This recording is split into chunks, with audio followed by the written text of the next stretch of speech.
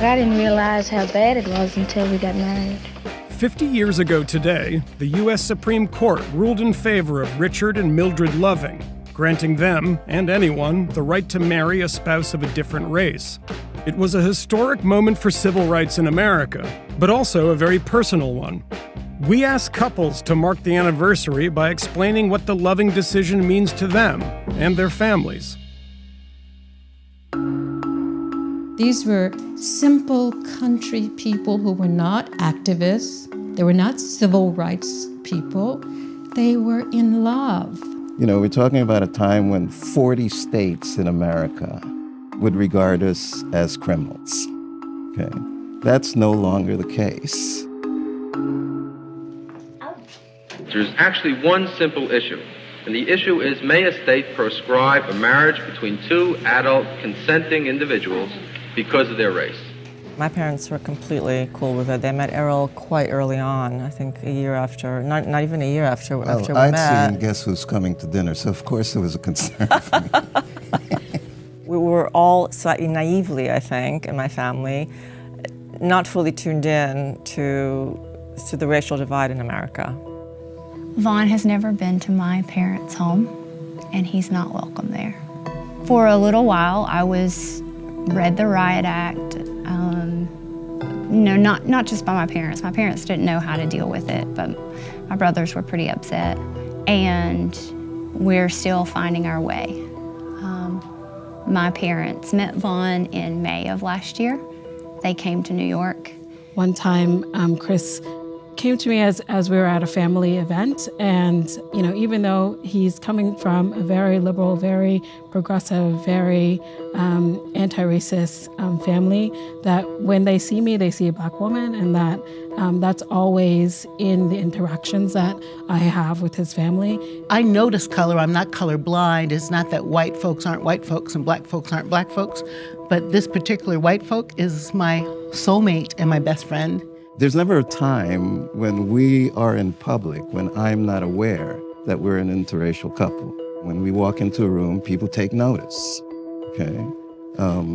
Very early on, Black women made it absolutely clear that this was not cool. I had asked Janet to marry me on several occasions, and she refused. And she refused because I was serving in the Senate. And she was afraid that our being married would impede or somehow impair my reelection. If they had been racist and held that against him, I would never have forgiven myself, because I could go on loving him without a marriage certificate.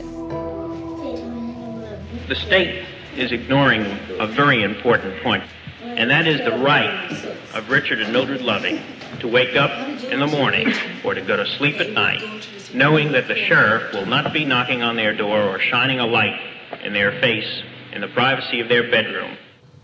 Boy, we're really getting personal here. Folks in her family praying that we don't get pregnant. And that's happening. That was told to Gail. And I can't fathom that. I think any preconceptions that you're gonna have, that interracial marriages for some eugenic reason don't work, just are shattered as soon as you see a healthy child. You can't look at those boys playing. They're healthy, they're loud, they're skin knees, they're perfect. For me, my concern was that they would be prey to certain social definitions of who they're supposed to be. I wanted their cultural horizons and their formation of their own identities to be as open as possible. My daughter referred to herself as orange when she was little. That was her term. So we did that. Yeah. She once drew a picture of herself that was literally half white and half black. That's a little spooky. No one can articulate it better than Richard Loving when he said to me, "Mr. Cohen, tell the court I love my wife, and it is just unfair that I can't live with her in Virginia." I'm the same age as Emmett Till, so I was 14 when I realized what white people could do to Black people in this country and get away with it. So when this white boy at Butler University asked me to date him, I said, no, I don't date white boys. However, if I had continued with that attitude, I would have missed Bill. Being married to John keeps me accountable.